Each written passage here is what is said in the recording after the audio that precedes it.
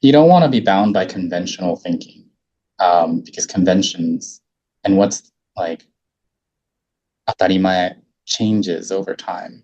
Um, it's it's not conventional to go to Vanderbilt Law School, maybe, and stay in Tennessee. I Hmm. mean, from the statistics, it's only like 10 or 20% of its student body remain in Tennessee. Really? Um, you'd think a lot of them stay in Tennessee because Yeah. it's the, on paper, most prestigious school here. A lot of them try to leverage that to go to a big, conventionally prestigious law firm gig in New York or DC or Chicago or California.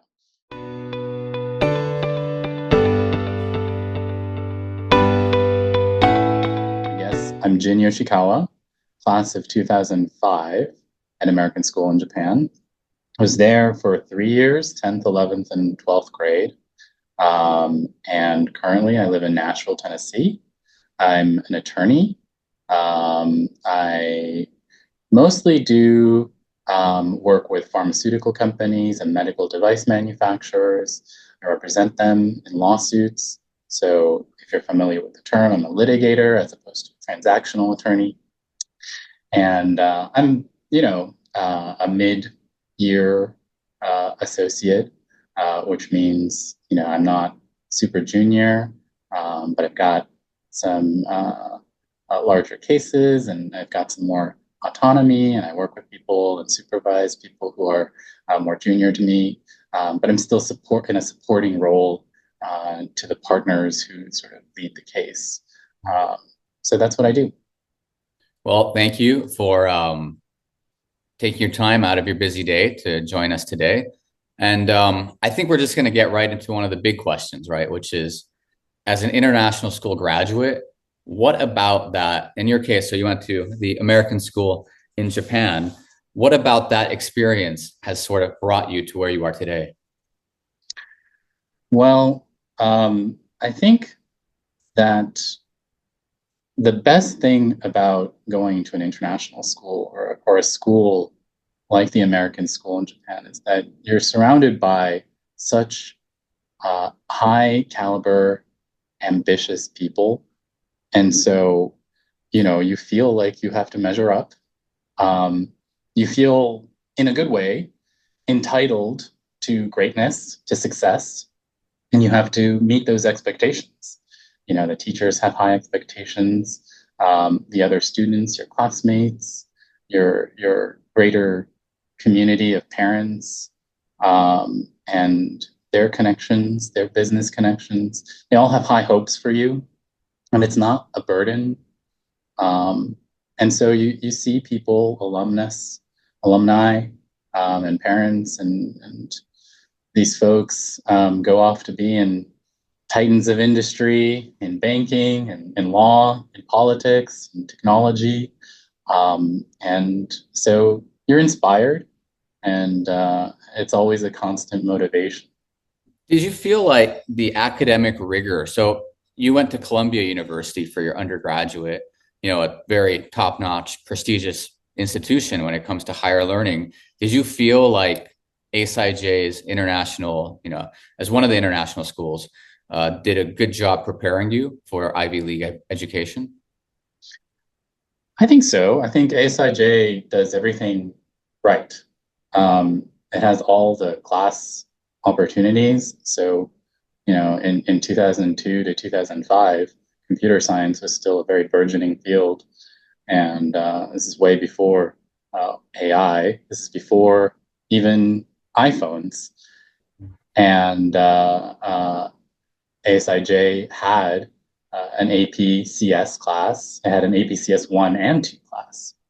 So it was on the cutting edge. You had those opportunities. I took those classes, um, and they did prepare me for college.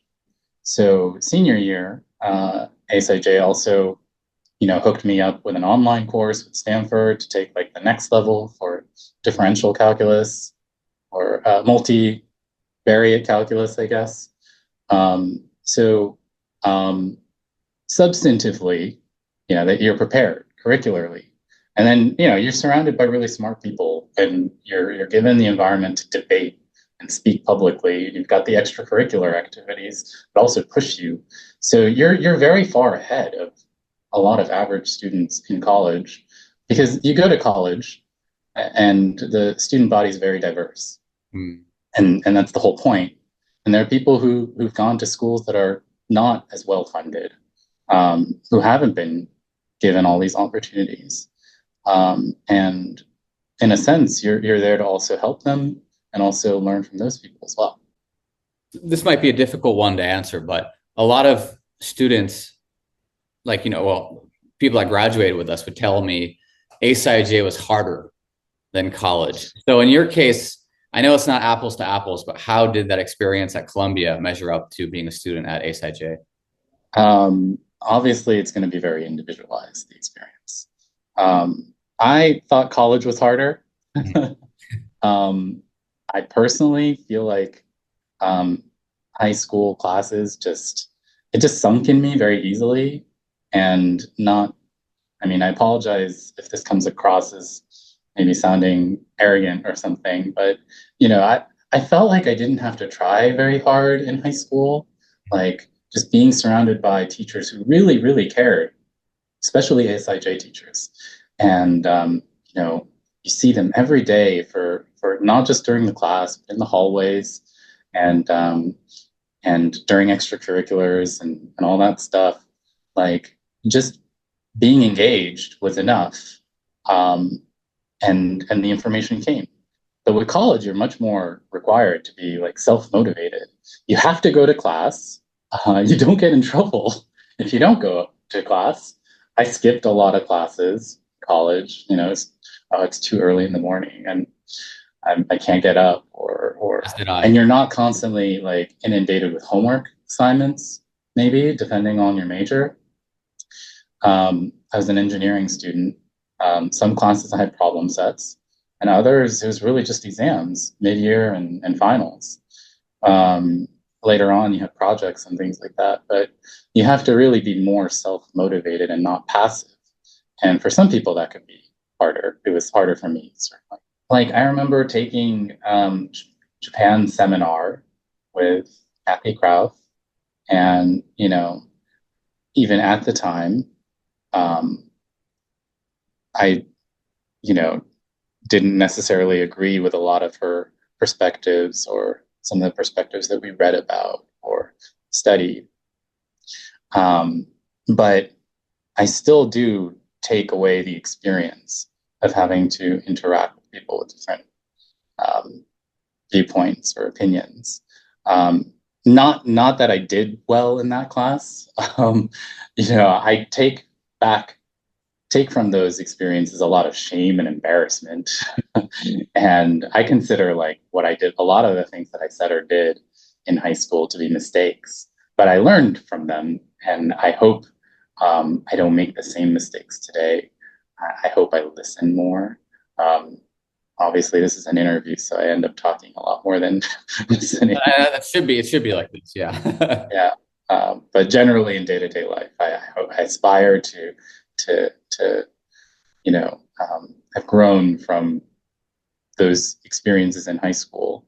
But I don't know if the specific things I learned were useful to me. Like I don't use calculus anymore. I don't even use like, I don't know. I barely use any math in life. Maybe some mistaken recollection of probability and statistics. Yeah, I mean that's interesting what you say about your experience in high school, and I want to kind of swing back to what you mentioned earlier because it's something I think about too. As you were saying, a lot of our peers, right? From for example, we're the same high school class, 2005, right? Yeah. I sometimes see it as a double-edged sword, where on one hand, as you said, like it was just so many amazing human beings, right? I'm just actually looking back at we took many classes together. I recall, I think it was an APUSH class where, Alyssa Lawrence, who's been on this podcast, Sylvia Tomiyama, Tae Harimoto. So we're talking, it's a laundry list of people that are just, at least I would find far smarter than me and far more interesting than me. But like, I think on one hand, they pushed me, right, as they pushed you to become like a stronger learner, et cetera. But do you ever feel like for some students, because it's so competitive, it's maybe not helping them? And, for example, you have two kids yourself. Do you ever wonder for them, like if putting them in such a competitive environment could hurt or hinder their performances? Yeah, I have a 7-year-old and a 5-year-old, and everything makes me worry in terms of their education and growth. Like if I'm at the playground and they're struggling on the monkey bars, do I step in and help them, or do I step back and see them fail and learn from their mistakes? Like there's little tiny decisions like that every single time. Like they're making a mess while eating. I want to instill in them etiquette and manners. Yogi. um, but if I'm always gummy gummy shiteru, then I worry that it's counterproductive, that it won't instill in them what it is I'm trying to instill, like the north wind and the sun. Like, do you want to go with the Taiyo Seisaku and try to get him to remove his jacket with warmth and heat, or blow it off with cold wind? That's challenging. With respect to like a very competitive, high stakes school like ASIJ, I mean, I think personally, if I could afford, I had the opportunity to send my kids to ASIJ, I would love to be able to do that.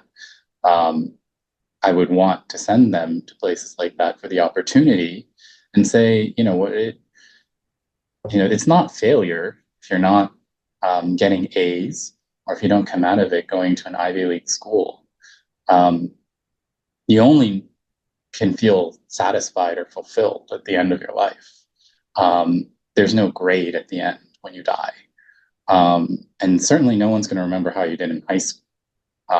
I can't even really remember that well how I did in high school. I don't remember a lot of, college or even law school. Um, so um, I think I want people, as many people in the world, to have the opportunities, that a place like ASIJ has to offer. That said, it's not all good as well, not because of the competition. Um, uh, I think environments like ASIJ, um, because of their privilege and their insular kind of nature, they promote a certain worldview that you may think is like the only or the best worldview. It's a globalist worldview. It's a highly capitalistic and Western worldview. Even if you're at the American school in Japan, you may not come out of it. You are not going to come out of it with a very Japanese education, which is very, very different, much more communal, and ASIJ is going to give you a much more American and individualistic education. So I think it's a challenge coming out of ASIJ. Many people, I think, consciously or unconsciously, come out maybe with a little bit of condescension for the local culture, um, a northern bias, um, and I think you have to be able to. I mean, you're in a different country if you're not Japanese and you're attending the American school in Japan. You have to make an effort to learn the local history Mm. and culture and perspective. Um, and that's really hard. The school is trying to help you with that, but there's only so much. And certainly, today, all across the world, people are becoming much more nationalistic and anti-globalization.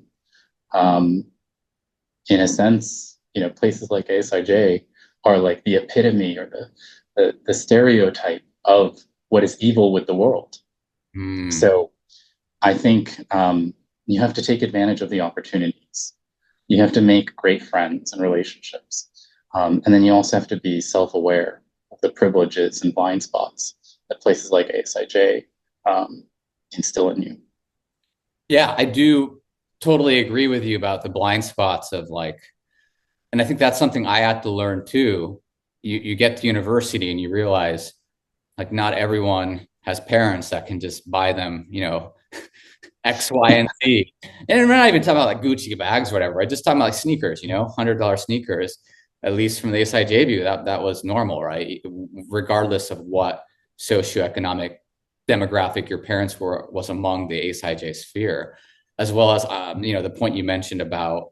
I thought political perspectives was interesting to me. I think, ironically, sometimes these schools really emphasize empathy, but there seems to be little empathy towards people that they don't agree with, you know, and I think it does kind of tie into the whole globalism, nationalism talk, which again, I don't know if we want to go down that rabbit hole too much, but it's yeah, no, it's definitely something I think about a lot too. It's just we live in a there's this juxtaposition, right? Of like INTA is sometimes as global as it gets. Like my current employer, it's quite similar to ASIJ, where you got like 40 nationalities, 50 nationalities, and you see how it works out really well and cool in many ways. But also, you said it's all about different demographics, right? And a blind spot, for example, with INTA is we might have that diversity of nationality, but we definitely don't have a diversity of socioeconomics. So the perspective then of globalism is very much through this myopic lens of like, well, if you have a lot of money and you're benefiting from it, how do you feel? Whereas like, you know, people like you and I never really lived through, you know, a life where you live in a very, I guess in a world where globalism is hurting you, or at least you have a perception of that, you know, and again, it comes back to empathy, right? How do you feel empathy for people you don't even work with? So I guess maybe a lesson from that is just kind of making sure international school kids aren't too held into echo chambers, right? Which it's difficult to get them out of, though. Eh? Yeah, yeah. I mean, when you're a student now, like trying to apply to college, and you're faced with, say, like a diversity statement, you have to write a diversity statement. Back in the day, in our day, you just write that you're Japanese and you, or you went to an international school and you're not Japanese, and wow, that's so different. In reality, the education you received and the experience you had was inside of a little bubble within Tokyo, and you were in a gated community, just like any other rich, wealthy, privileged kid in America, in Texas or New York or California. So like, you're not really different, but you're writing this diversity statement. Today, you know, the law has changed, the constitutional law has changed about affirmative action and DEI within schools.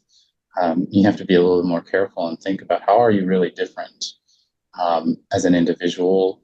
How is your perspective different? What is your story? Um, there's much more emphasis on diversity of thought, which, you know, whether you're for or against that, it's the reality that you have to work within now. So after graduating high school, you went on to Columbia University. And a big question I think a lot of parents, students have is how do you get into schools like Columbia? So for you, was Columbia always the goal? And like, what did you think made you stand out and led towards your acceptance to such a prestigious university? Well, I'll start by saying that it was a lot easier to get into schools than it is now. I don't know that I would get into the same school that I got into if I were a high school student today, because the expectations and standards for test scores, what you do in your extracurriculars, the quality of your personal statement, it's gone up. So I accept that it was a lot easier for me to get into an Ivy League school in my time. I also accept that, you know, people in Gen X and boomers had an even easier time in some ways than we did. So, so we are entitled to some resentment as well. I mean, and you're being modest though, right? I was actually just Googling, the acceptance rate was like 10%. So borderline single digits, even during your time. So I don't know what it is Yes. now. It must be like Yeah. And who high. knows? Maybe the acceptance rate has gone down because it's a lot easier for unqualified people to apply. So maybe amongst the pool of people who are serious applicants, maybe the acceptance rate is still the same. I mean, that's the difficulty of how we interpret these statistics. I will say, though, the acceptance rate for the engineering school at Columbia was much, much higher. I think it was like up to 40 or even 50% of applicants were admitted. There must have been a lot of self-selection. People, when they think of Columbia, don't think of the engineering school, they think of Columbia College. But the curriculum is exactly the same, and you get the same certificate at the end. In that regard, Barnard College, which is the girls' school at Columbia University, also gets you a Columbia certificate, but the acceptance rate is very different. So these are all things in which you can game the system to get into more prestigious or higher ranking schools, if that is, your sole and absolute goal, to get into the most prestigious school possible. Back in my day, applying to 10 schools was like, in our day, applying to 10 schools was a lot. You will like apply to Yeah. a reach, a mid, a realistic, and a safety. Yeah. Maybe you do two of each, like six was a lot. But, if the cost of an application and your time is not that valuable, so, as a high school kid going to an international school, then submit 10 was a lot, submit more than average. Now, I don't know if that's 20 or 30 applications or more. I It's think one click. I think it's like definitely higher now. I think with the competitive schools, unless the schools have a cap, which is also, as you said, some of it's a game, right? And I know with some schools, the cap actually makes sense. They don't want a high flying student to apply to 30 schools, get accepted to 25, right? And then pull out of 24 because there's only one of them. So that is interesting, the gamification part of it you were talking about earlier. Yeah, there was also rumors back in my day that if you applied to more than one Ivy League school, they actually talk to each other and they make sure that they don't overlap in their acceptances. Um, I don't think that's true because obviously people get into more than one Ivy, but um, there was always the concern that you're applying to too many. I think it's a legitimate concern if you're now just sending a templated application to everyone. You have to personalize your application, show that you actually are a legitimate candidate or applicant. In law school, for example, I did get a lot of waitlisted. I got waitlisted a lot. But then I went and, I had been a shakaijin for, I think, 6 or 8 years at the time. So I flew myself to each of these schools and made a personal pitch that I'm not just Wow. sending applications everywhere. Like Yeah. I am genuinely interested. I was like, I'm here with my wife, Mm. and we're looking for places to really live. When you go to a law school like um, Washington University in St. Louis, and there's a real concern. Like, do you have any relationship to this area? Are you Mm. genuinely interested? Would you be able to live here 3 years? Would you be able to live here 10, 20 years in this area? Now that one feeds into Chicago area too. So, but like, Texas, you want to go to University of Texas in Austin or Vanderbilt in Tennessee, then there's a lot of skepticism that you're just applying for the sake, you're using it as a safety. And if you're using a templated application, that's a red flag. You want to personalize, you want to show you've done your research and there's a personal connection and interest. That's really important, I think. I'll just add also that I was rejected by a bunch of schools too for undergrad. And, getting into an Ivy League school is awesome. It gives you so much pride and a sense of accomplishment and confidence. And that's invaluable. If you can accomplish it, that's great. But you can get pride and confidence in any school you go to as well. I work in a law firm in an office with lots of people who went to the University of Tennessee, and they ended up in the same place as me and being my boss. So you shouldn't be doing it only for, the label and the prestige. Those things do get you stuff. And there's a lot of writing and research done these days about whether the ROI of going to college is positive or negative. Mm. And that, and then some more conservative leaning politicians want to encourage people to go to vocational schools or start working right after high school.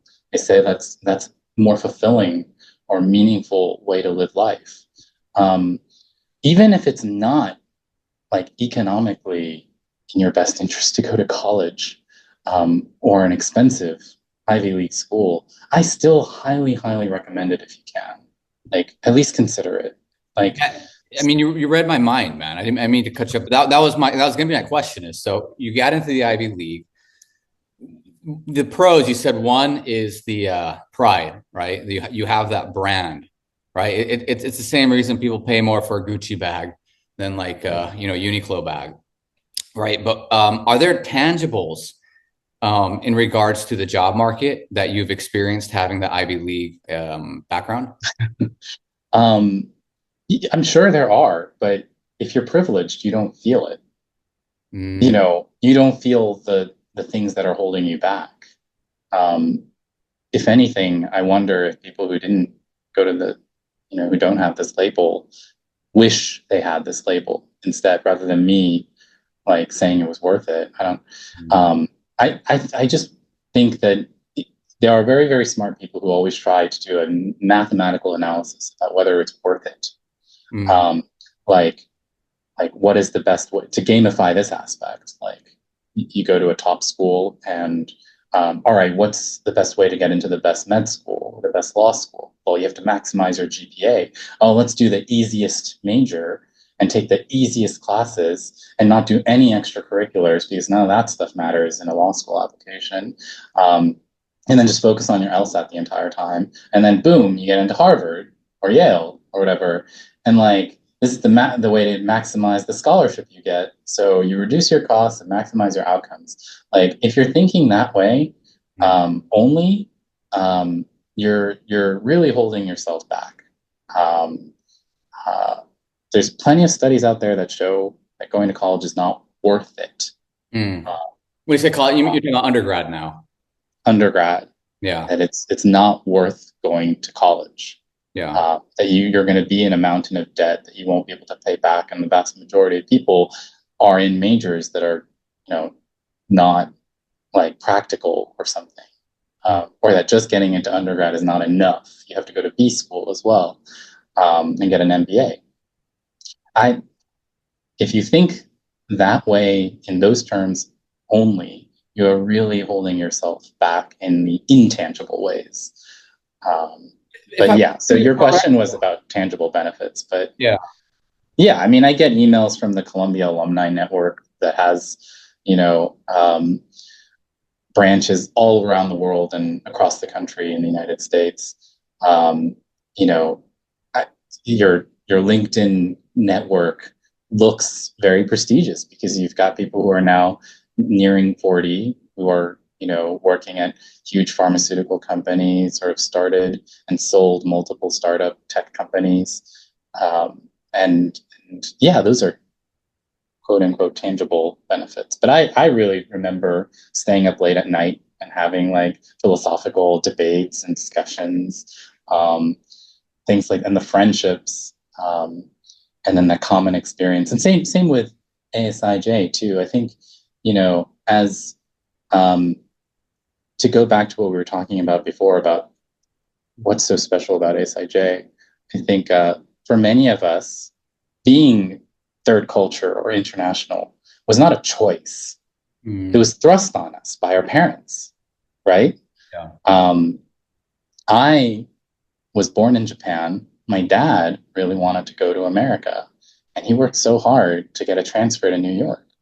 I was only 2 when that happened. And then, they chose that I go to Hoshuko and then Juku and then all this stuff while I attended a public school, and not like the Keio school that's all in Japanese fully.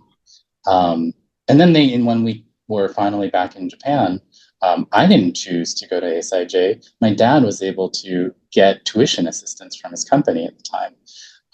I don't know how much of that is available anymore today, but like now that we've been thrust to have this identity, it's so much more important that we continue to cherish this community, especially as people hate on people like us. That they say there's Yeah. what's wrong with society are people like us who impose globalist values and multinational corporate values. Um, what's going to give you the will to go on and the comfort is knowing that you have other classmates who are like you, Yeah. um, and you can give each other solace. I totally concur with that sort of ideology, right? That like we're different, you know, like it might come off as arrogant. It might, but that's what I even tell my own students. I say, like, to a certain degree, people will never fully understand it until they live it. You know what I mean? And in that sense, I do feel definitely a connection, for example, to my students, right? Where it's like you guys will go on and do crazy stuff, and you might only occasionally connect, but it's like you kind of share this unique background. And yeah, it does. There is kind of this, and that's been the theme of pretty much every podcast, is seeing how ASIJ leads to the next step, to the next step, to the next.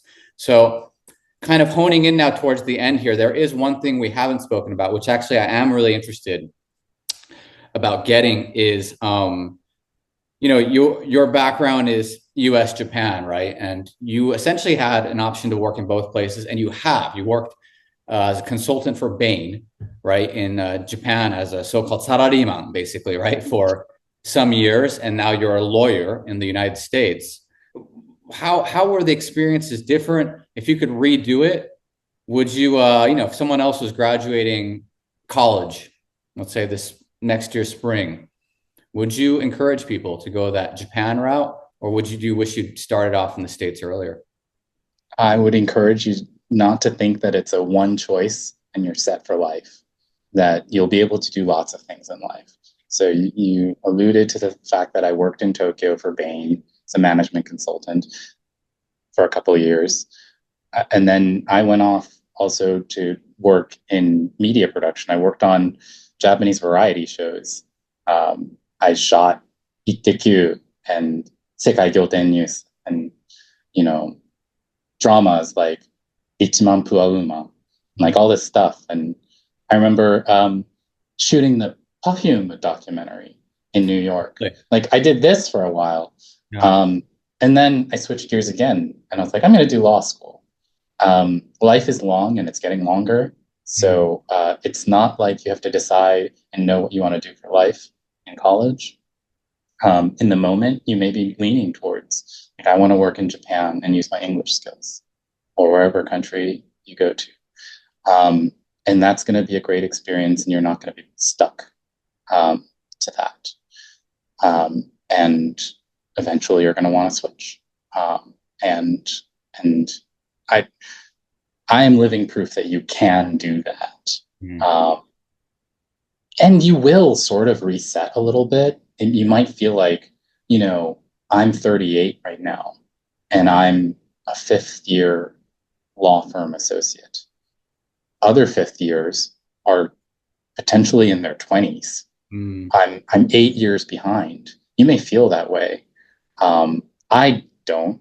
Um, I, you know, I'm excited to be around people who are younger than me, and then there are people who are older than me at lower levels. So, um, you know, that's a reality, but it's not a very important factor, right? So I really loved the path that I took, but I would never suggest that other people have to follow it. You can work for a Japanese law firm in New York. There are plenty of those. There's in Japan, they have the big four law firms. In the States, there are the white shoe firms that have offices in Tokyo. Management consulting, Bain, BCG, McKinsey. They have firms and offices worldwide, and multiple offices in the same country. Um, it's I don't regret any career switch I've ever made. I'm still friends with people that I worked with at Bain in Tokyo. I remember I had a work trip to go to Albany, New York, earlier this year. And coincidentally, uh, Landon Budge Hmm. is had just moved to Yeah. Albany to be COO, the newly appointed COO for a very shinise stationery company. I think it's called Crane. Yeah. They do like, um, you know, the invitation cards for the Oscars or for presidential receptions or things like that. And he's the CEO. And then I just happened to, you know, realize he's there, and we met up for dinner and had pizza in Albany, New York. But Yeah. we had also kind of worked together in Bain, Tokyo as well. Um, so, there's a lot of surprising twists and turns, and you have to be open to it and keep your eyes peeled, and live in the moment and always be stuck to a long-term goal or plan. Yeah. I mean, Sarariman, media kanke, law school lawyer, right? So, and not even 40 yet. And I was actually just thinking as you were speaking, one thing you didn't say too is you live in Tennessee, which if someone had told us 20 years ago when we were in high school, I would be living in Saudi Arabia and you would be living in Tennessee. But I think both were fairly unlikely, we would probably have said. So I think you Yeah, bring up a great point that it maybe connects to things said about education, right? It's all about being able to adapt, right? Being able to yeah. adapt, being able to have skills that apply anywhere. You don't want to be bound by conventional thinking, because conventions and what's like atarimae changes over time. Um, it's it's not conventional to go to Vanderbilt Law School, maybe, and stay in Tennessee. I Hmm. mean, from the statistics, it's only like 10 or 20% of its student body remain in Tennessee. Really? Um, you'd think a lot of them stay in Tennessee because Yeah. it's the, on paper, most prestigious school here. A lot of them try to leverage that to go to a big, conventionally prestigious law firm gig in New York or DC or Chicago or California. Because some people, really wanted to go to Harvard, Yale, Stanford, and didn't get in, and Vanderbilt was their safety. Yeah. So they want to get back to whatever outcomes they were hoping for had they gone to those schools. But I came here with a very, very open mind, almost with the goal of circumventing conventional thinking. I was like, I'm not going to go back to New York, Hmm. uh, unless I need to. I want to know more about the place that I'm studying for 3 years, where I'm living. Um, both of my kids were born while I was in law school, and they started going to school here. They went through the pandemic here, and you know, I'm a firm believer that you should love the place that you're in. Um, the cliche with marriage is you don't marry the person you love, you love the person you marry. Um, I think that applies to a lot of things. You get a lot more fulfillment and happiness in life if you look at the positives, and and you're always trying to figure out ways to grow your connection to where you are, and make the things that you love better, grow together. And so being in Tennessee was like, it's been one of the best things that happened to me in life. Um, like I feel like I grew and learned so much about the history of the South, the history of Tennessee, Nashville specifically. I feel like I understand the world better through understanding, and living here. Um, and it's not Nashville specific. I think people will experience that anywhere they go when they feel more connected to where they are, rather than, the internet and social media and all that stuff. You're worrying about, you know, what these massive media corporations are telling you, and that's old media and new media. Um, so I highly recommend, do something unexpected. Well, that concludes episode. I don't even know what episode I'm on. I think 80, 84, 85. 100 is in sight, though. Probably get to 100 within hopefully the next few years. Thank you so much. Used your lunch break basically to join me here in my my studio today, which is a garage, which is fine. It's a lovely place, acoustic wise. And that's it from my end. Thank you so much, Jin. All right. Thanks for having me.